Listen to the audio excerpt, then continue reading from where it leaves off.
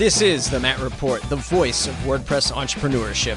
If you're running a WordPress freelance business selling themes, plugins, or client services, this is the place for you. Learn more at mattreport.com and subscribe at mattreport.com/subscribe. And now, on to the show.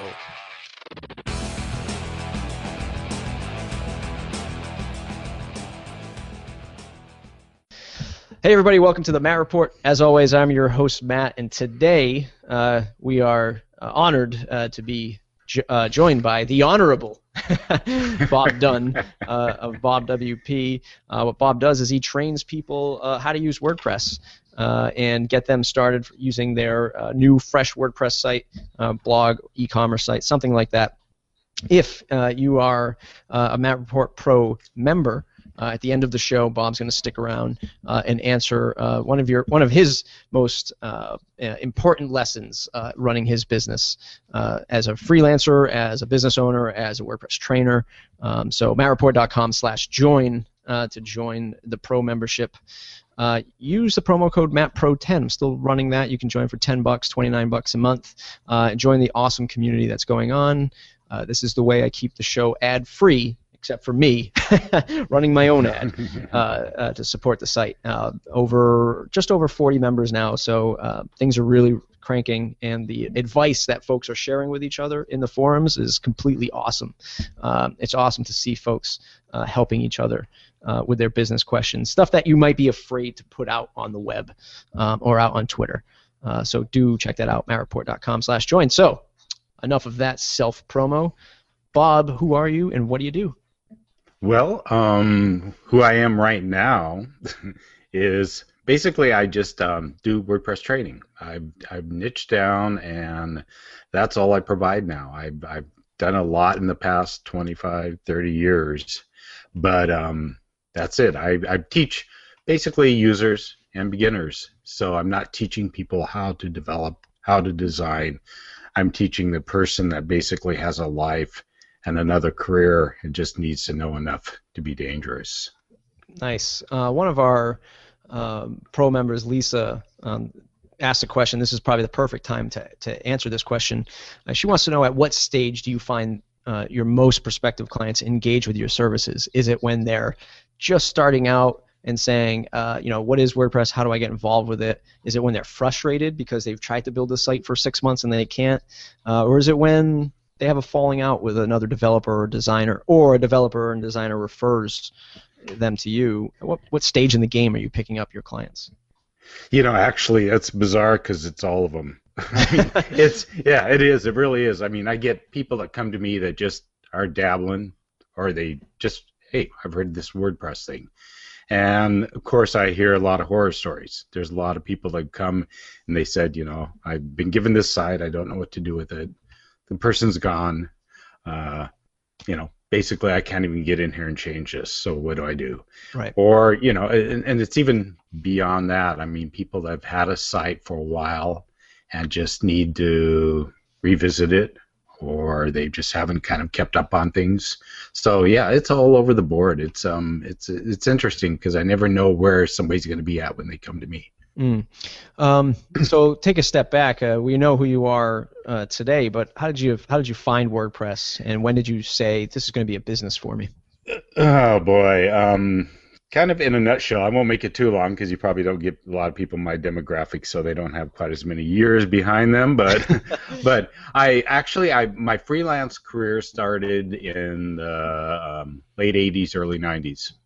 Graphic design. Then it was called desktop publishing. Mm-hmm. So I got into that, and I got a little bit of work here and there, intermingled it with my career as a bartender, and just got more and more into graphic design. At a point, we were in Southern California. I did some freelance work there, then moved back up to Washington State because we went down to California for a few years, and started building up a graphic design business.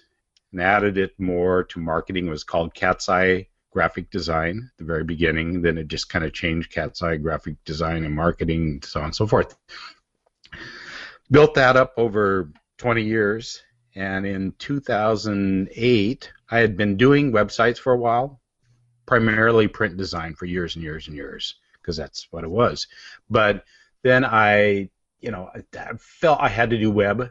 Got into webs, did HTML, hated it, hated doing any kind of websites. I was using, I think, Adobe Go Live or something like that. And I just, it was like, okay, I knew I had to do it. And I'm one to always change. I mean, it's like whatever works, I got to go with the flow here. 2008, I came across WordPress because my wife was looking at blogging and we were doing some different stuff. I thought, well, this is interesting. The more I got into it, it was like, wow, this is perfect for me because it's easier, and it's perfect for the clients that I work with. And then that just kind of, I brought that in more and more over those years. Got rid of the print design. At some point, just said no more print design. Was totally doing web design and was doing everything with WordPress. And I think there's 2-3 years ago when the economy was really crappy. One January, I just said, okay, I'm just taking everything. It's just WordPress. That's all I'm going to do. And it was kind of scary because I dumped some print design clients, but went for it anyway.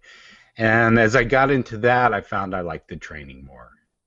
And that just migrated into it more and more over the years. I started picking up, did a lot of local workshops, a lot of online training, and just found I liked that more. And the design, I think it just was, I'd done design for 20 years, and it was like, this is my new love here. So I just moved that into a full-time thing. Yeah. Is there a particular challenge that you're faced with that you see differently from doing the web design and web consultation to training? What's the biggest difference and what's the biggest challenge when you kind of compare those two?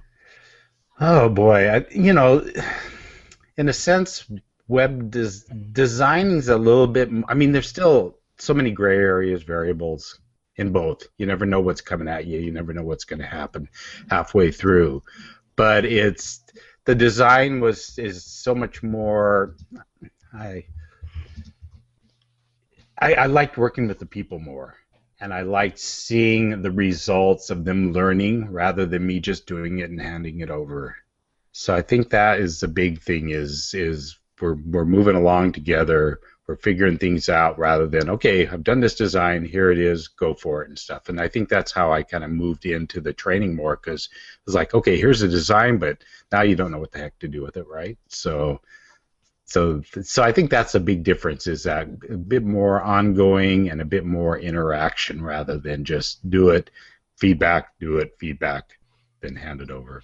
And in that process, in that training process, there's a few training sites out there. None that I think are particularly like you, like with the personable approach and sort of the self. Not self-publishing, but the identity that you have versus like a WP 101, which might be just videos that people download. It's a training process, but it's a little bit colder because it's just watching videos. Yeah. So is there a particular challenge that WordPress educators, trainers like yourself face with this stuff? Yeah, I think it's one is, I mean, in a way the competition is there, but that's everywhere, so that you get over that. I think the thing is finding your own, I know it sounds weird, but your own groove on how you're going to train, the brand you give, and also talking people into basically paying for it. I mean, that there's value in it, because there's so much free stuff out there, and people think, do I really need to pay to have somebody train me? I had a guy once, I introduced myself as a WordPress trainer. I was at a social media event, and he looked at me and says, "You mean people have to learn it?" And I just kind of looked at him like, you haven't worked with all these beginners and users and stuff. So it's really, and it's also stepping back, and trainers themselves have the challenge of remembering what it's like all the time to be in that person's shoes. Because the minute you lose track of that, then you're going to start sounding cocky, you're going to start going off, and you're going to lose that touch. So depending what level you're teaching people at, you got to stay on that level and still relate to what they're doing. And I think trainers have to just, you can't just say, suddenly I'm a trainer.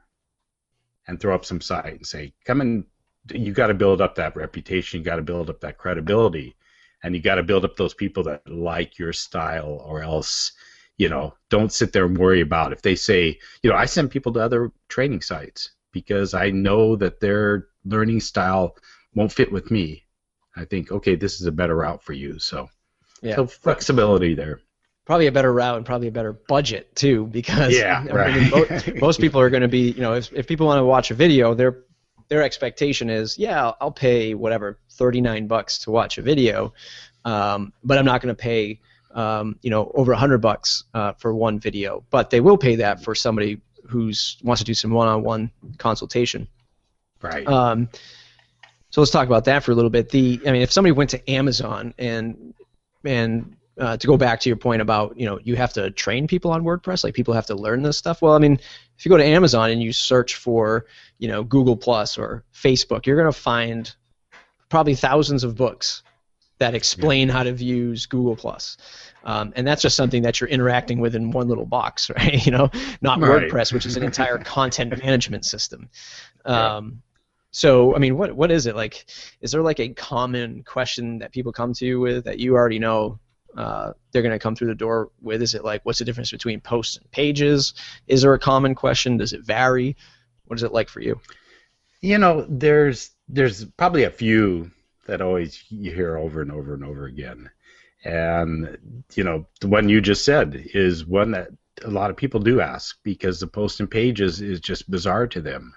They, get in there and they think, what is the difference? They look kind of the same and things like that. I think that it's the user interface too. Just all those little tweaks that I just hear over and over. Oh, I didn't know there was a second row with this kitchen sink. So it's not one particular one that they always come to me with. But there's ones that I always find that people are just amazed, and they've used WordPress for months, and they say, oh, I didn't know I could enlarge an editor window by dragging it in the corner here. So I think it's a lot of the little details that come again and again, and I've always got to remember that, because some people say, oh, I feel so stupid asking you this. Hey, we've all been there, done that. Don't feel stupid. So. Right. This might sound like a silly question, but do you track any of that stuff to help you produce a video that you'll sell one off, or produce a lesson that you'll sell one off? Somebody says, what's the difference between pages and posts? You hear that like 20 times, and you're like, you know what? I should just do a video about this, and that'll alleviate that question. Do you track that stuff?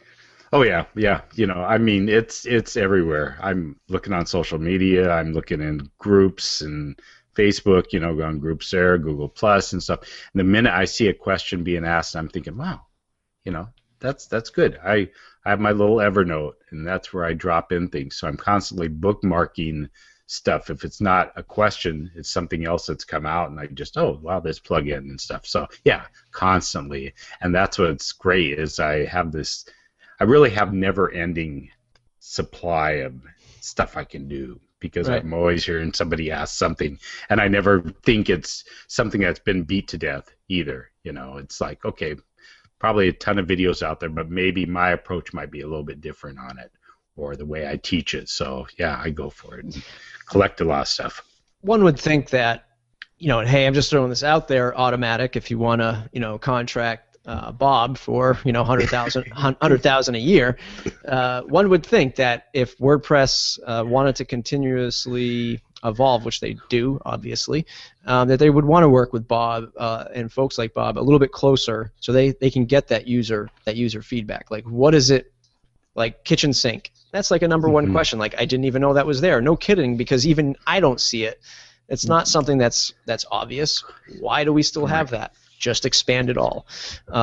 So I think capturing that data as a trainer, be it as simple as that, could really benefit your business by connecting with even other web design agencies. Right? Yeah. Hell, folks like us would love to know, what's that number one thing that people come to Bob for that he has to answer, so maybe we can solve that through a theme or a plugin or something else. Yeah, exactly. Yeah. So that's amazing stuff. You mentioned that you go through different forums, different groups, probably like on Facebook groups or Google communities, that kind of thing. Is this where you sort of find your new customers as well, besides doing the research? Yeah, I think a lot of it is, I Facebook, be honest, Facebook, I'm on Facebook. I don't get much from Facebook. I don't know if anybody does anymore, but, the Twitter's big. So I do get people, I do get clients, I do get leads, connections through Twitter. Sometimes it's just basically answering a question. Somebody will answer something, and it's like, okay, this is simple, or here's a video that will tell you how to do it. Google Plus, big too, So for me, it's probably the social media is 50%, and the other 50% is basically word of mouth, because I've been doing it a while, and I get a lot of people, referring. So they'll contact me and say, oh, or they'll remember. I did a lot of in-person workshops in the Seattle area for about 2 years. I did like over 100 workshops. And I still have people emailing me. I went to one of your workshops 3 years ago, Bob, and I'm just kind of getting back into WordPress. I was wondering, could we talk or something? So it's amazing how they come back after that long. Yeah, so I think we talked a little bit earlier, and you might have mentioned earlier on the show actually about you have an interesting demographic. Like you have maybe the older folks who are coming in and saying, I don't get this web stuff, please help me. What is it like for you to work with them? Is it frustrating? Is it difficult in any way? Or is it easier for you because they're saying, hey, Bob, you know what I'm going through. Help me out. Yeah. I think a lot of them come to me because that comfort level, and maybe they've seen me talk or heard me somewhere, and they just feel like, oh, this is somebody I can relate to. I don't think, I never have an issue with them. Some of them will come and ask me up front. They'll say, I'm not sure I can do this. I'm not sure if this will work, or especially since I do primarily everything online. That's where a lot of them will say, I've never done this online thing. How are we going to train here? Can't you come and sit at a coffee shop with me? And I'm like, no, that's not going to happen, And sometimes I'll just say, give it a try. Try it for an hour. If it doesn't work. And most times they come back to me later and say, wow, I never thought it would be this good or this easy, or I didn't think this would work. And patience is huge. You have to have a ton of patience. I have one client that I did hours of training online, and she wanted to have the control of the screen and the mouse and the everything all the time. So I would say, okay, now do this. And she'd be moving her mouse, and I'd say, okay, keep going, upright, up a little bit further, over to the left there. Okay, you see that button there now? And it was just, and I do have a lot of patience, so that helps, because if you don't have patience, it's going to drive you nuts, and then just about with anybody at that level. But there's a lot of people that just need that, and you may think, wow, we're wasting time or anything, but that's valuable to them that you're taking the time. So it makes a difference. I kind of picture that scenario with like your legs up on the desk, like drinking a Mai Tai with an umbrella in it, just like watching the screen, like, yeah, just a little bit more to the right. Yeah.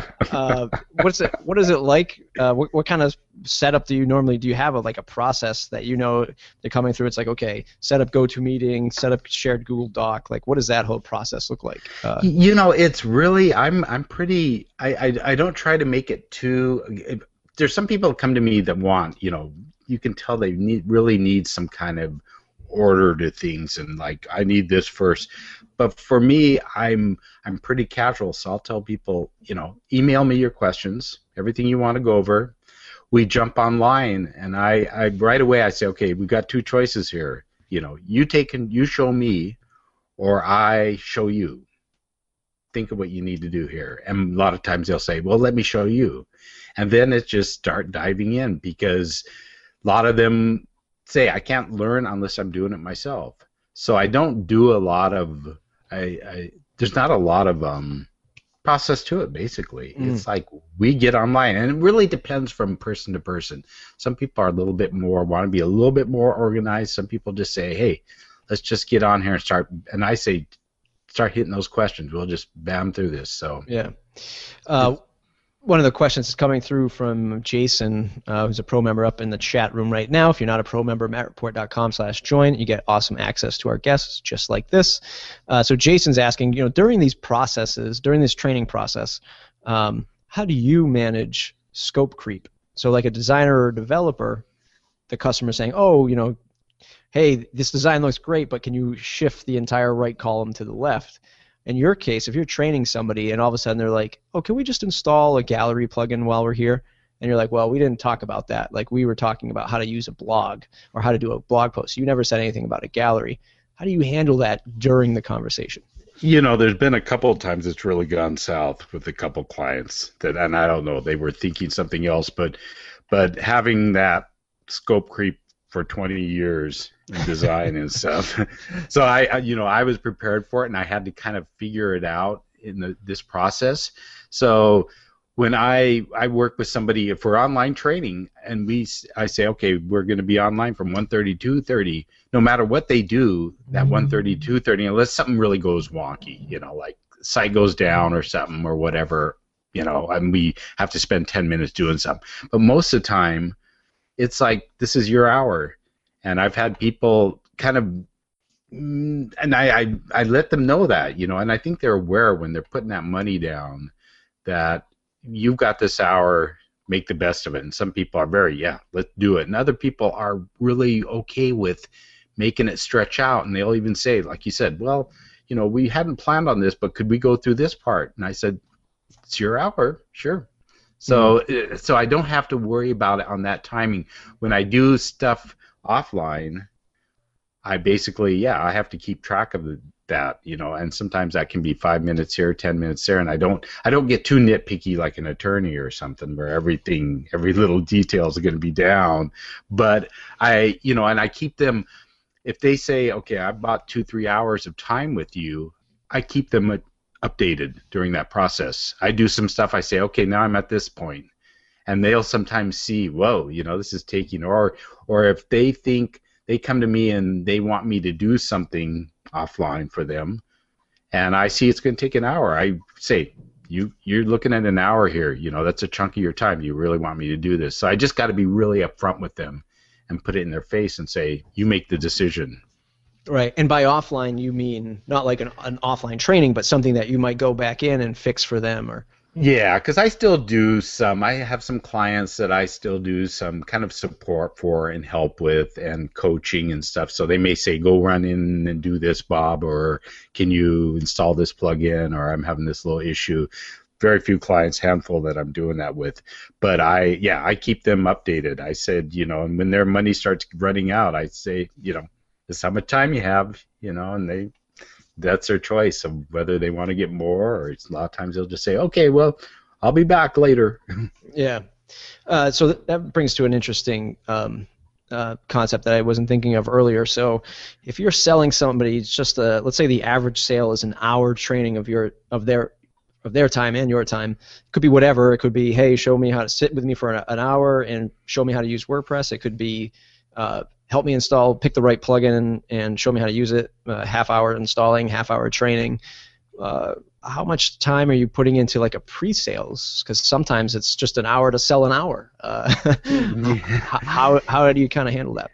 I've gotten really good at going. I mean, the pre-sales is typically, for me, it's mostly email, because I on my site I tell people I'm not a phone person, and I won't, unless there's very few people, I'll make the exception, because that's where the creep comes in the worst for me, is when somebody says, can we chat for a minute? It's like, okay, I know what that means. So the email, and I'll know right away if this is worth spending 10 minutes to answer, or if this is like, nope, I'm not the person for you, I hear somebody else that could help you, or whatever. So I've gotten really good at that point of looking at the email and knowing, okay, and I do, sometimes I do give a bit extra, and I get a lot of people that contact me, even though I put it on my site, that basically will send me an email and ask me a WordPress question.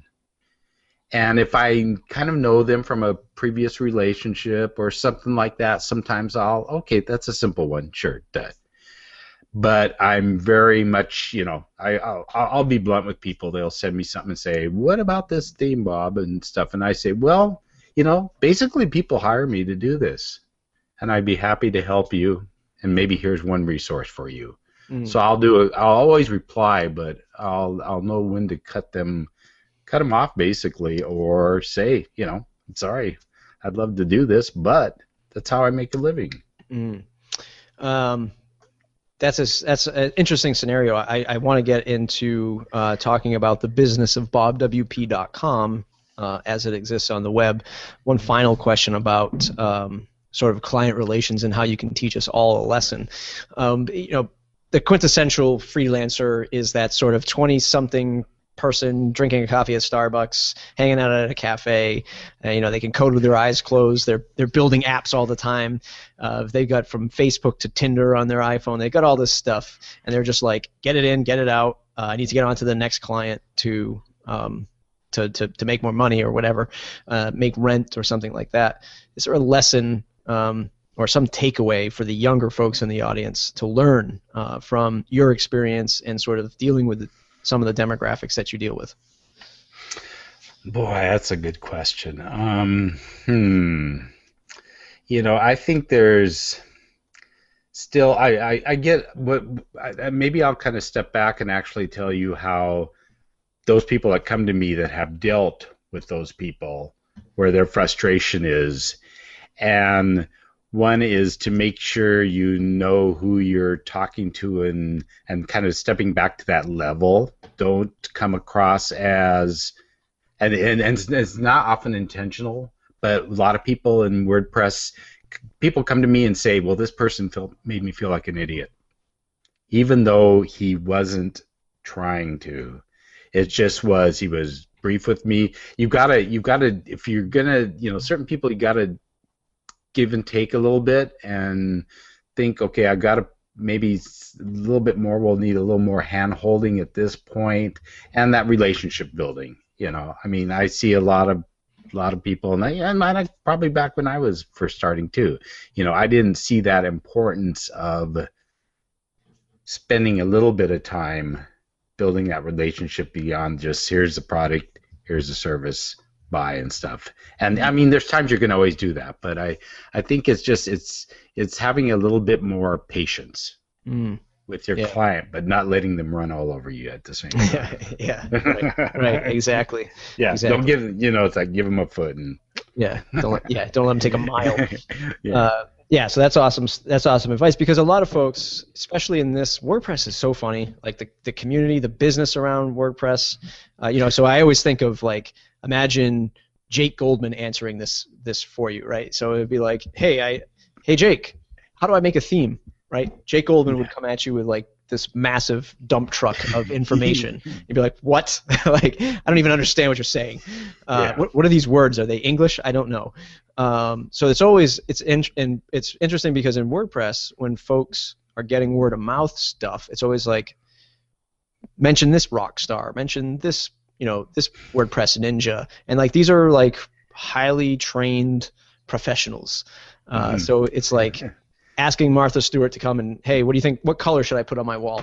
Right? And then Martha Stewart comes in with like this whole design team. Like, well, I don't need Martha Stewart. I just need somebody to answer these questions and somebody to answer them so that I can understand them. So it's an amazing gap from beginner to professional, because it seems like in the middle is where we miss. And even for a guy like me who's running an agency, it's hard to find somebody in the middle who isn't a rock star and doesn't, want $1 million a year to develop WordPress sites, right? Yeah. And then there's the way bottom that's like, they're still struggling with figuring out how to do themes and loops and stuff like that. So there is an interesting gap. Yeah, and I think just to add to that, another thing for them to really think of, especially if they're going into WordPress businesses and doing themes and plugins, is I just had a client recently that was an attorney, and he, very, very bright guy, very easy to talk to, and he told me how many times he goes to any site that has a plugin or a theme and watches their video on how to show, whether it's their sales, pre-sales, whatever, and he said 90% of these things, I don't even know what they're talking about. He says, I'm not a dumb person, but they're just not. They're speaking another language, and I don't get it. And so I think it's, it is really being more aware of that audience. If you're doing a plugin, and probably 75% of the people are people that don't really understand it. You got to step back and realize that, and they don't understand all the little WordPress terms and everything. So I thought that was, and I've heard that off and on quite a bit from people.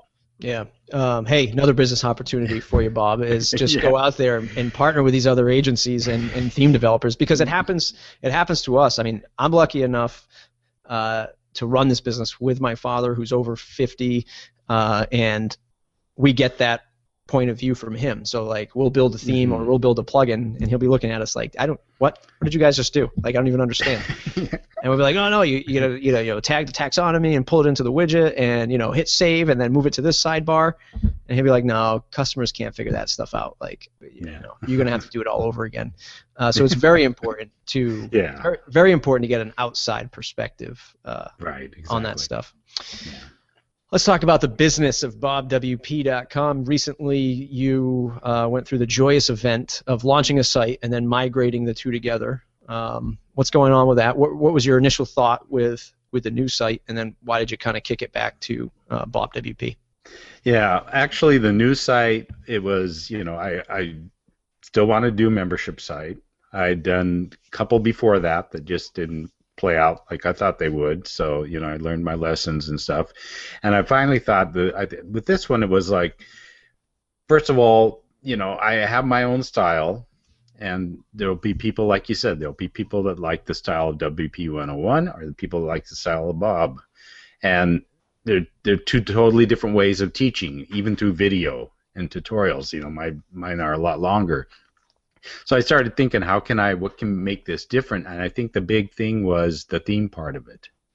And that's where, because I get that all the time. I mean, that's one of the things, kind of stepping back to what you were saying, what's one of the biggest issues? Themes. People are trying to find one. It drives them nuts, and they get too bogged down in details and stuff, and I'm like, let that go. You don't need that particular thing. So that was a big part of it, was how can I do this? And I had to look at it two parts. One is, sure, the theme shops have tutorials, but I thought if I extend those tutorials beyond just just screenshots, if I do a video of it and add screenshots, that was my big thing. And then my other thing was, okay, what if I do an overview on every theme? And what that basically is we're looking at the front end, not even the back end, and I'm telling them this is what it can do and this is what it can't do, without you having somebody go in and customize it or code. I said, like, can you change this color here on this theme? No, you can't easily unless you know CSS. So I give them that kind of preview, and that's where a lot of people, members that I do have, they're loving it. They're saying, wow, one guy called me, he says, you're like the nun when I grew up. Hey, you want to do that? Not going to happen. Yeah. But go back and sit down. Yeah. So he said, in a way, he says, your style, you're being stern, but you're not being obnoxiously stern. You're telling people this is what you can and this is what you cannot do. So that was the whole thing. I wanted to get back into that part of it because I like the one-on-one, but I wanted to have this other piece with tutorials. And once I got that launched and thought everything was over and good, then I started looking at my two sites and thinking, And my initial thoughts were, and my thoughts had always been, okay, if I have a membership site, I don't want any distractions when people are there. I don't want them looking at this and looking at that. And the more I thought about it, I thought, well, I have all this other content that can add to it. It doesn't have to go behind the paywall.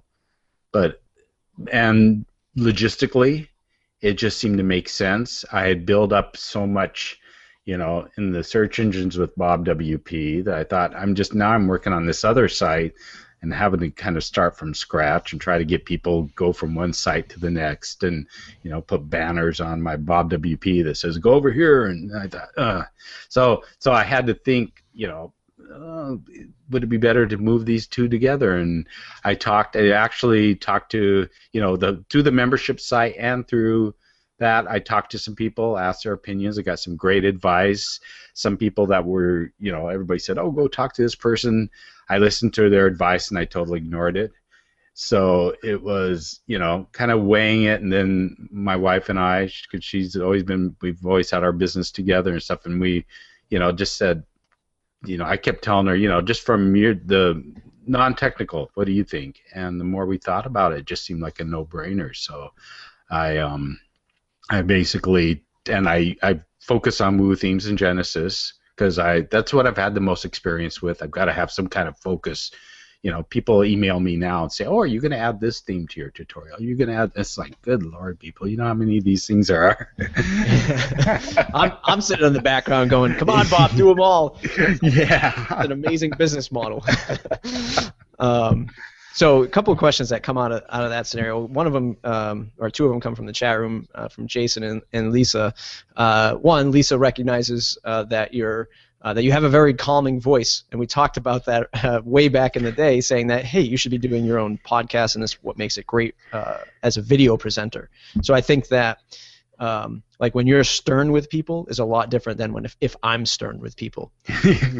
Even though I'm not. Even though it's in the same sort of vein, like I'm not really being stern with you, like angry at you, but some folks think I'm being angry, whereas you would say it would be like being touched by an angel, but they'd be like, oh, okay, I guess I won't do that, Bob.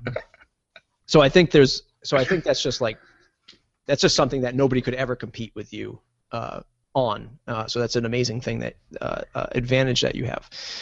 Jason wants to know at what point, and I want to know too, at what point did you realize, well, I could go on and make an infinite amount of tutorials about all these different things about WordPress, but you know what? Focusing on a product like a Woo Themes or a Genesis, did you just stumble upon that, or was that what you were focusing on in the beginning? I think it probably kind of carried through the whole way because I've always done. I mean, even when I was doing design, I thought, just because back in 2008, I think I started with Woo Themes and Studio Press, and that was even before Genesis and stuff. And I just got comfortable, familiar with them. I knew they would work for a certain sector of people because of what they could do. I mean, they still are two very different frameworks and stuff, so it depends on the person. So I since that experience came through all the way, and what I kept doing, and even when I do in design and coaching, and when I do training, a lot of times I tell people, I mean, I'll look at their theme. If they're using another theme, we'll figure it out. But if they say, Bob, what's your recommendations? I say, this is, kind of what I use and what I've always used. And so that seemed like a no-brainer to pull those two in. And I actually approached Woo Themes and Studio Press before I launched the site, and I said, here's what I want to do. Do you guys have any? I mean, in a way, I was kind of duplicating. I thought, first, are they going to think I'm doing these tutorials, and people basically could have the theme, having not bought it, and get tutorial training? But that was not, an issue with either one. Talked with Brian Gardner at Studio Press. I sent him an email and said, Brian, this is what I'm laying out. He says, sounds great. He says, go for it. And Woo Themes, of course, I was a lot more involved because my new site was going to be on Woo Themes. So I had I had Bob WP on Genesis, and that's why I said, okay, I'm going to put WP Tutorials, my site, there on Woo, because these are the two frameworks I'm using, and I want to use WooCommerce. And I basically just approached Woo Themes and said, this is what I need my site to do. Can I make it happen with Woo? And they were like incredibly helpful, really helpful and stuff, and guiding me and uses and stuff. So that's how those, it just seemed natural for me. The feedback, you mentioned earlier that the people, clients that are coming to you, it's a majority of it might be, how do I pick a theme, which is the right theme? Is there a common thread that these folks are looking for that theme companies aren't providing? And actually, I guess I should take a step back. I feel like the theme industry is a lot of selling to each other kind of thing, where I'm selling to you, and I'm buying somebody else's theme because I'm a designer or developer. And I need to put it together for a project. So I know that even our local clients, they're like, they don't know what parallax is. They don't know, they don't know what the technology is. They don't know what responsive is. So are folks like my company and Woo and Studio Press, are they missing the boat with just dumbing it down for somebody? You know, it's the biggest frustration, and I've actually talked to Woo about this because we've kind of gone back and forth a bit more, is the demos. The knowing what you can do with a site by looking at a demo. I mean, that's the biggest frustration, because most people come to me and say, you know, I looked at this site, it looks so cool, and I thought, well, probably can do this, this, this. I bought it, and it's way too complicated, more complicated than they thought, or it's not doing exactly what they thought they could do. Well, why can't I change this color easily up here in the corner? You know, I thought, well, that should be so, and it's a challenge for any theme shop, I think, to, you know, do that, give that much information. I mean, it's, you know, it's a lot of information. So when somebody comes to me, their frustration is either they have a theme, it's not working for them, and I basically go through a couple things. I say, okay, first of all, if you have some samples of sites you like, let me know. I'll show you some themes. Let me know if anything jumps out at you. Then once they kind of narrow that down, for me, it's almost like that tutorials I do. I get online with them. I say, okay, now you tell me everything you want this theme to do, and I'll tell you how easy or how hard it is. And that's where they finally go, oh, okay, now this makes sense. But, you know, that's a big step, extra step in there. So I think it's just not knowing what. And there's still some people that don't understand that the demo needs to be set up. Right. You know, I mean, to get it to look like that, they get it and they go, wow, where is everything? And I mean, that's just an ongoing thing, and it's almost as simple as saying, you know, you'll need to set this up. There is setup involved in big letters somewhere or something like that, right. Because a lot of people think it's just plug and play. Right. I mean, that's the way, you know, WordPress. A lot of people market WordPress. It's so easy. Just, you know, install a theme, bam. Yeah. Yeah, I mean, that's, you know, sometimes we're our own worst enemies. You know, we try to market it the same way, where it's like, here's the demo, it looks great, but when you install it, it's just going to look like this. It just looks like a blog, and the colors aren't changed. All you're going to see is the first 10 posts. They're all going to be on the home page. There's no nav. There's no sliders set up. You have to go and set all that stuff up, especially with our real estate theme, which is becoming increasingly more popular, and now we're starting to see the effects of the support, where it's like, how do I set this stuff up? What's a taxonomy? You know, these are the perils of WordPress, and it's not gonna go away, because this is just the way you have to do it technically. Yeah. Like, it has to work this way. And then folks get frustrated because they're just coming off, they're fresh off the boat, and they're trying to figure out how to launch their new site with this great piece of software called WordPress. So yeah, exactly. Totally something that we all have to kind of figure out. Back to the tutorial stuff. You know, what are you looking forward to? You know, now that you said that you brought the tutorials into the Bob WP brand, but you still want to have a membership site. Are you still thinking of having another site just for members, or you kind of roll that all into one? Yeah, it's all rolled into one. So now you go, basically if you go to my site, I'm using the blog to give additional goodness and to drive people to the membership site. So when you land on the site, it's actually looks like the same membership site. I've just added the blog part of it. So it's I think it's, you know, and I had to actually put off Woo doing any tutorials on that, because kind of when they announced in the first quarter we're going to be updating the framework and doing some major changes, and I said, so is that the UI is going to look a bit different? And they're kind of like, well, I said, so I'm going to have to redo all my videos. So I said, I think I'll wait till that comes out, so that as soon as that comes out, or I get a beta or something, I can start pushing that stuff out. But yeah, it's just it's all rolled into one now, and it's I mean, the membership is the most prominent at joining the membership, because that's really, I still offer one-on-one on there, but I've really cut that down as far as just offering an hour or two if people want to use it, and then they can always, choose to do more. But I'm not doing these ongoing hours and hours and hours with clients, or at least not pushing it so much. Kind of want to do the actual membership site more. Nice. Is that the biggest challenge for you right now? Is getting more clients or more customers into the membership, or differentiating the products? Yeah. I don't think I'm not too concerned about the products, because how I drive most people to my site, whether it was Bob WP or whatever, is through social media. So they're ending up on a post.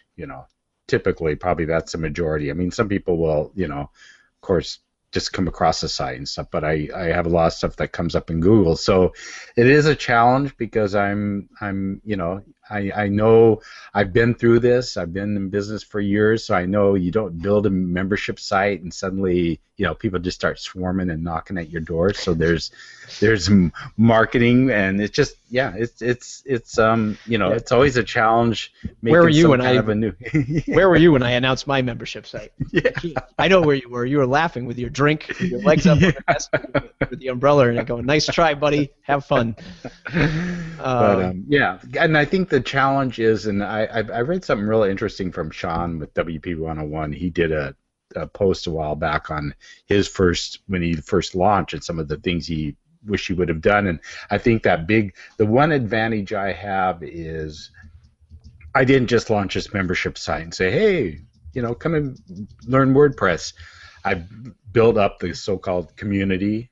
I build up a reputation. I mean, people know this is no surprise to them, and there's a lot of people aren't coming to me and saying, oh, Bob, what do you mean now I have to pay for this stuff?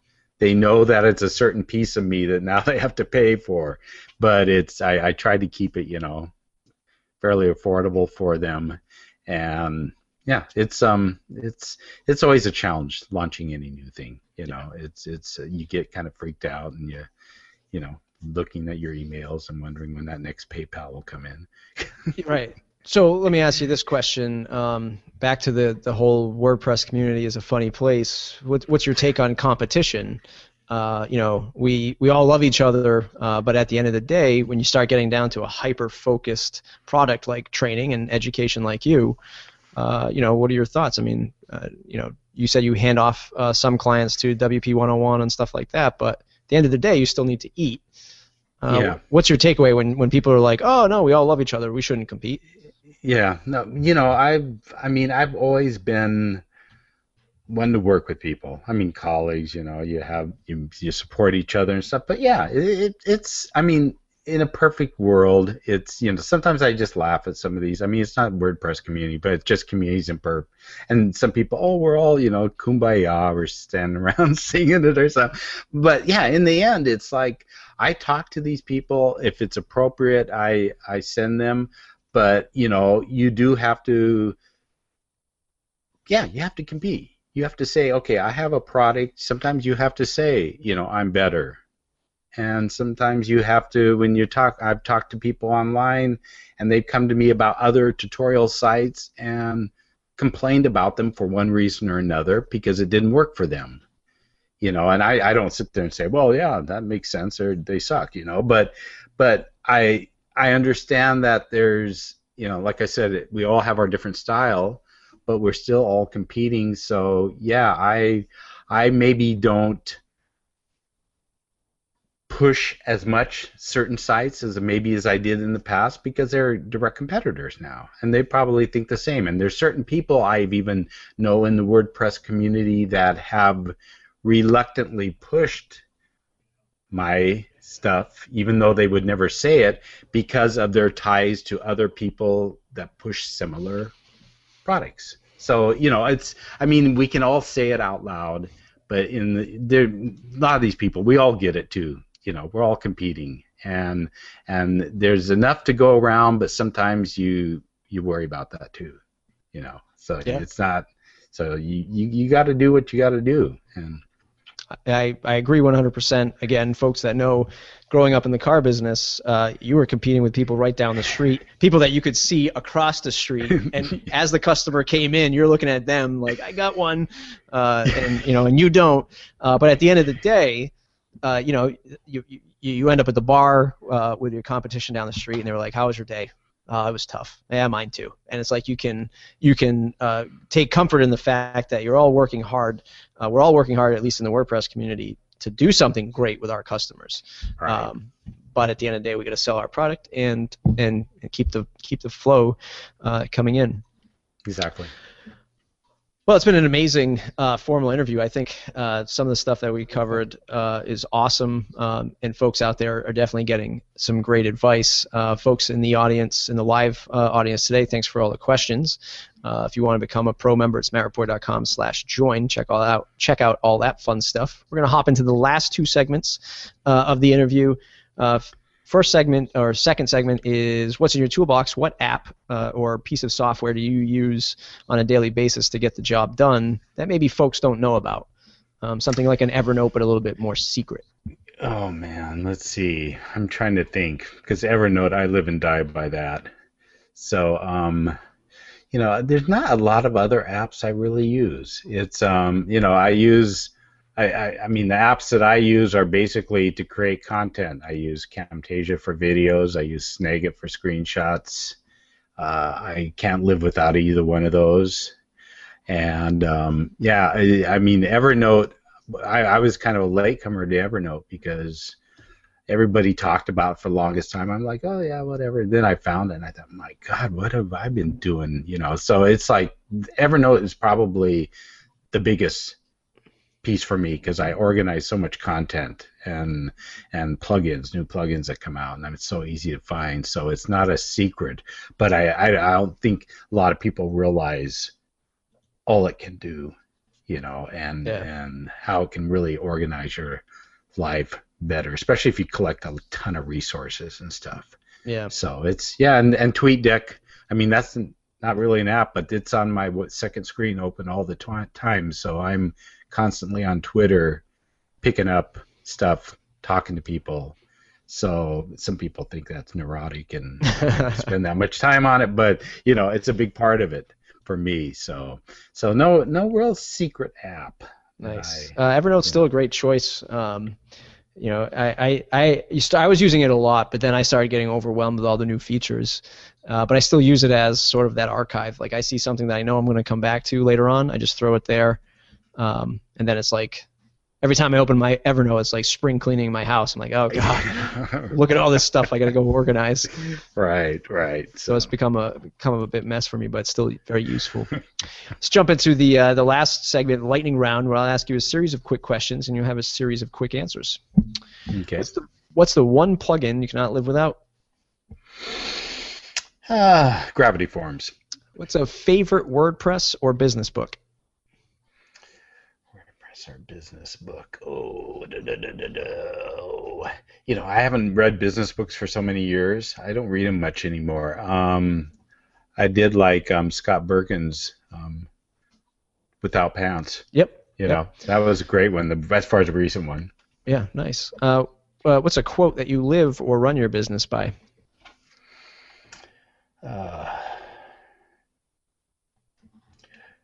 Be open-minded and always be up to change. Awesome. What is the best career advice somebody's ever given you? Get out of bartending. Was it that bad?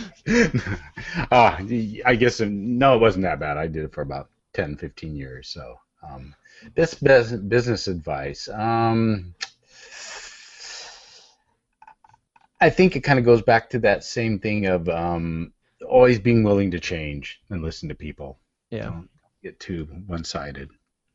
I agree. What's the longest a client project has ever taken you, or in your case, a training process? Well, I've had clients on retainers for up to 2-3 years ongoing. Nice. So that's, you know, I mean, some of them that just stick around, you know, nice. and keep coming back, but.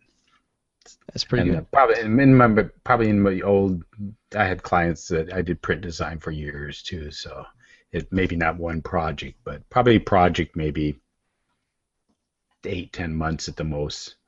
Maybe Nice. It's been a big project. If you had to switch to another CMS, what would it be?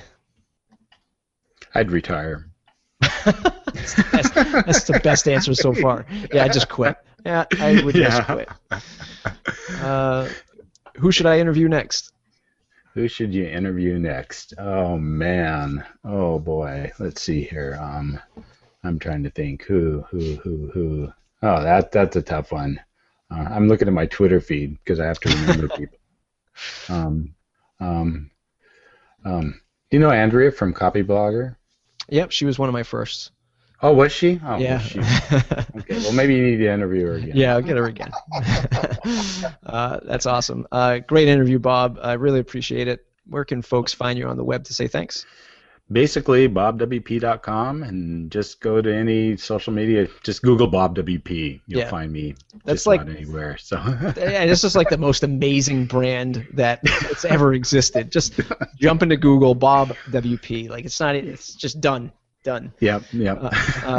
Awesome stuff, awesome advice, folks. If you're sticking around and you are a pro member, we're going to get into the pro section of the interview, where Bob's going to stick around and answer a burning question for his business, and you can find all that good stuff at matterport.com/join. If you're not a member, that's okay.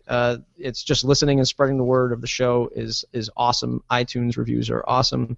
Thanks to all the members who have subscribed, because it's been an amazing ride, and I can't thank you enough for supporting the show.